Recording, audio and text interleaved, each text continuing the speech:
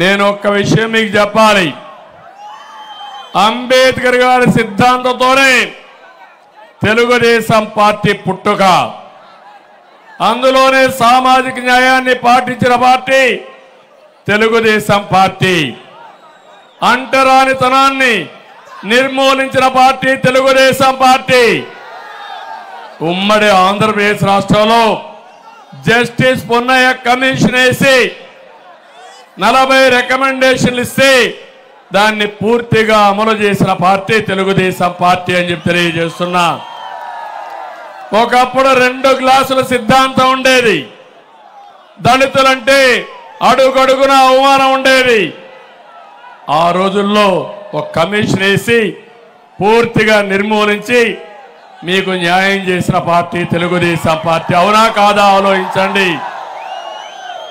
నేను అడుగుతున్నా, ఈరోజు 10 నియోజకవర్గాల్లో దళిత నియోజకవర్గాల్లో మీటింగ్లు పెట్టి వచ్చాను. ఇక్కడికి ఎక్కడ చూసినా ఇదే స్పందన.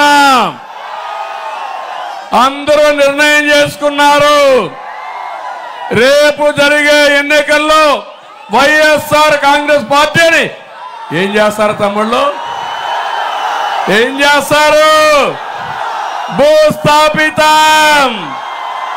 మళ్ళా పైకి రాకుండా తాపీ మేస్త్రులు మీకు కూడా పనుంది. కాంక్రీట్ వేయాలి. వేస్తారా అని మిమ్మల్ని అడుగుతున్నా. గట్టిగా చప్పట్లు కూడా చెప్పండి, వేస్తామని. దళిత ద్రోహి జగన్మోహన్ రెడ్డి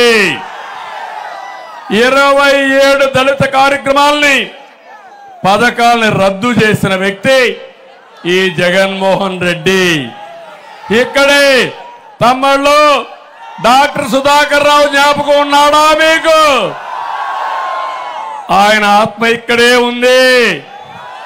ఒక మంచి డాక్టర్ని ఏమడిగాడు?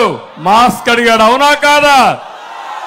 మాస్క్ అడిగిన పాపానికి ఏం చేశారు? అవమానించి, హింసించి, వేధించి చనిపోయేట్టుగా చేస్తే అనిత గారు వీలినంతవరకు ఆయన ఆదుకోవడానికి ప్రయత్నం చేసింది. కానీ వీలుగానే పరిస్థితి. సుధాకర్ రావు, డాక్టర్ సుధాకర్ ఆత్మ శాంతించాలంటే మీరేం చేయాలి? ఏం చేయాలి? అనితని, రమేష్ని గెలిపించాలి, వైసీపీని ఓడించాలి. అప్పుడే ఆయన ఆత్మ శాంతిస్తుంది. నేను అడుగుతున్నా ఒక మాట మిమ్మల్ని అందరినీ. బెస్ట్ అవైలబుల్ స్కూల్స్ రద్దయిపోయినాయి. అందరికంటే ఇక్కడుండే తమ్ముళ్ళు అడుగుతున్న, అందరూ బాధల్లో ఉన్నారనే తమ్ముళ్ళు. ఏమమ్మా ఆడబిడ్డలు ఇబ్బందులు ఉన్నాయా లేదమ్మా మీకు? ఎవరికైనా లాభం జరిగిందా 5 ఏళ్లలోనే మిమ్మల్ని అడుగుతున్నా? మీ ఆదాయం పెరిగిందా అని అడుగుతున్నా? ఖర్చులు తగ్గాయని మిమ్మల్ని అడుగుతున్నా? ఏం పరిపాలన? చెత్త పరిపాలన ఇది. చెత్త మీద కూడా పనిచేసిన చెత్త ముఖ్యమంత్రి. మా ఆడబిడ్డలు ఇదేం కర్మ, 10 రూపాయలు ఇచ్చి 100 రూపాయలు దోచేస్తున్నాడని మా ఆడబిడ్డలు బాధపడే పరిస్థితి వచ్చింది.